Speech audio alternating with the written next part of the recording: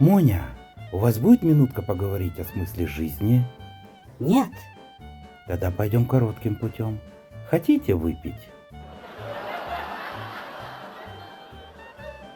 Моня, ну шо, как жизнь?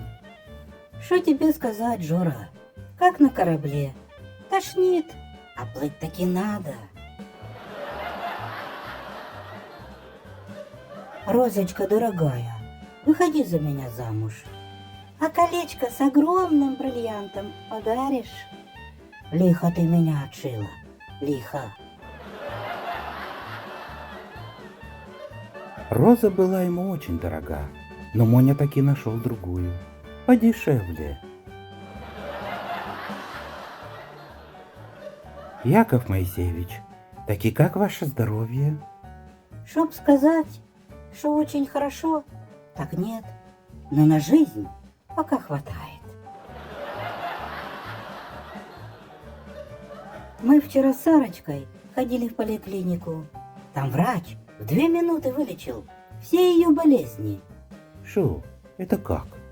Та просто сказал ей, что все болезни – признак приближающейся старости. Доктор, я вылечусь. Да мне самому интересно. Доктор, так я умру. Ну что вы, голубушка, нас за это ругают.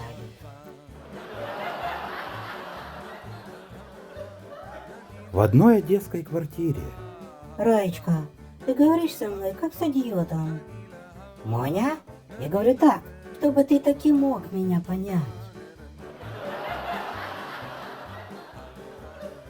Яша сквозь сон бормочет. Силя, пожалуйста, сними с меня тапочки и выключи телевизор. Яша, тише, мы еще в театре.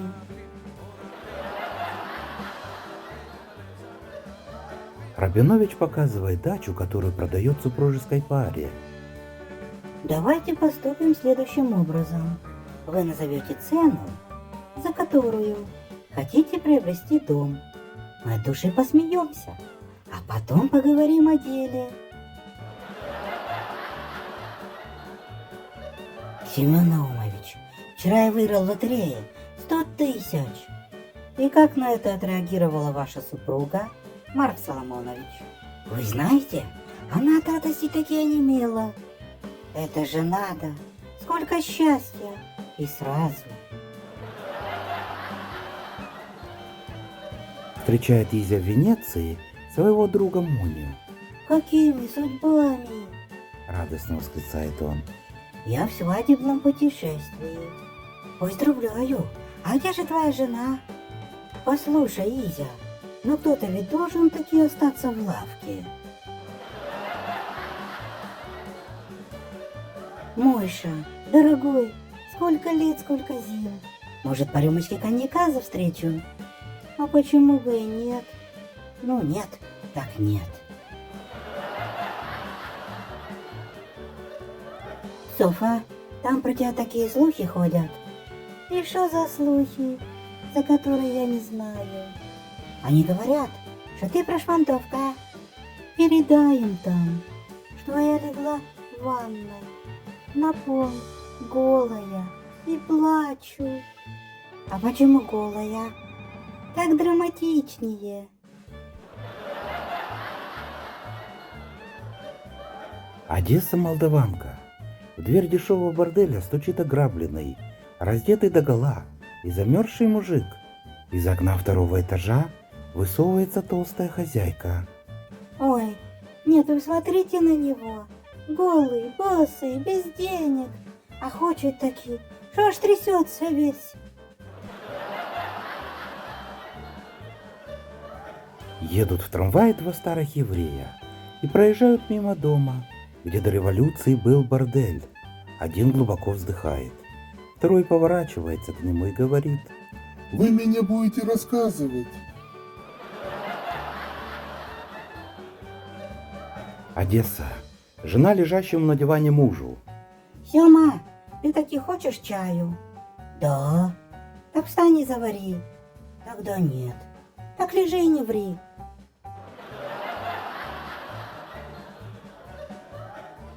Мадам Короткая, интересуюсь спросить, вам сколько лет? 95. Ой, вы, а вы пьете и курите? Конечно, иначе я так вообще никогда не сдохну.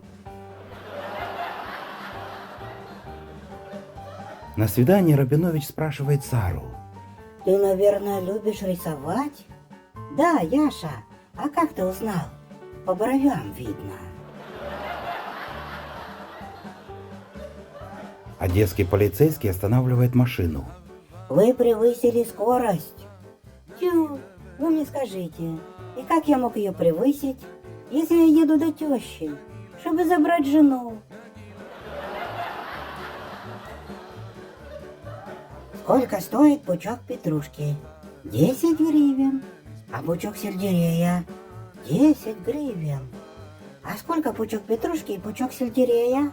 40 гривен. Позвольте. Возмущается мужчина. Как это получается? Пучок петрушки 10, пучок сельдерея 10, а вместе два пучка 40. Откуда еще 20? А вы что считаете, что мимолетная близость уже совсем ничего не стоит? Роза Львовна кричит из окна. Сёма, иди примерь сандалии. Это которые папа купил. Если бы я ждала твоего папу, тебя бы до сих пор бы не было. Сонечка, я слышала, ты ездил отдыхать на юг. Да, Симочка. И сколько там сейчас стоит отдохнуть? Но это как ты будешь отдыхать. Если скромно, то 30 тысяч. А если не скромно, то еще 1050 домой таки привезешь. На пляже в Одессе. Молодой человек, уберите взад свои мысли от моего тела и не смотрите на меня своими женатыми глазами. Рабинович, вот у меня никогда не было романов на стороне. А вы можете сказать то же самое? Конечно, могу сказать то же самое, но не с таким честным лицом. Два одесских приятеля. Моня, слышал, твоя Сарочка хочет научиться водить автомобиль? Таки да, Сёма, что делать? Ну, самое главное, не стоять у нее на пути.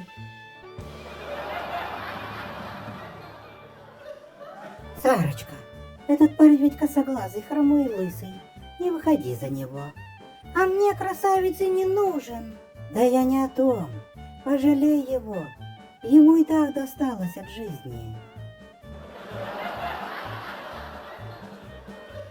Сарочка, дорогая, представь себе, твой бывший Жора вчера застрелил свою жену за измену.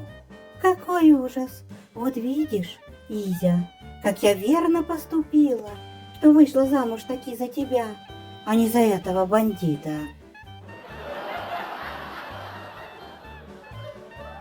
Моня, ты в биатлоне выступал? Таки да. И много целей поразил. Зачем поразил? Так, удивил немножко. Известный одесский адвокат Гольдберг всегда поучал молодых коллег. Никогда не идите на сделку со своей совестью. Всегда идите один.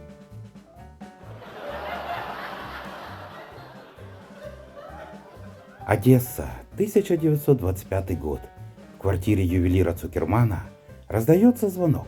На пороге трое в кожанках с портупеями. Что вам угодно? Спрашивает ювелир. Нам нужны ваши запасы золота. Нам не на что строить социализм. Отвечает один. Я должен посоветоваться с женой. Сообщает ювелир и закрывает дверь. Проходит 5 минут. Дверь снова открывается. Ну, что ответила ваша жена?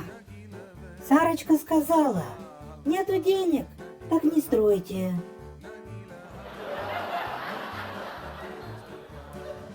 Исаак Абрамович, а почему вы себе такого странного бухгалтера взяли? Лысый, хромой, ушастый.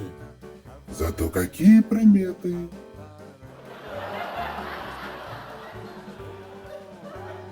Сёма, так ты даешь мне денег на новые туфли? У тебя их и так полный шкаф. Давай в следующем месяце. Сёма, не беси меня, а то возьму и умру в январе. Почему в январе? А чтоб тебе жлоб, пришлось доплачивать копальщикам, потому что земля промерзла.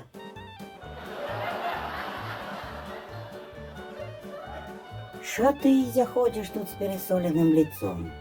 Что-то случилось? Так и да, Роза нашла на моей сорочке след от губной помады. Это дембель. Так и еще какой. Третий день ходит за мной. Хочу такую же. Как говорила тетя Соня, Есть что вспомнить. Только детям рассказать нечего.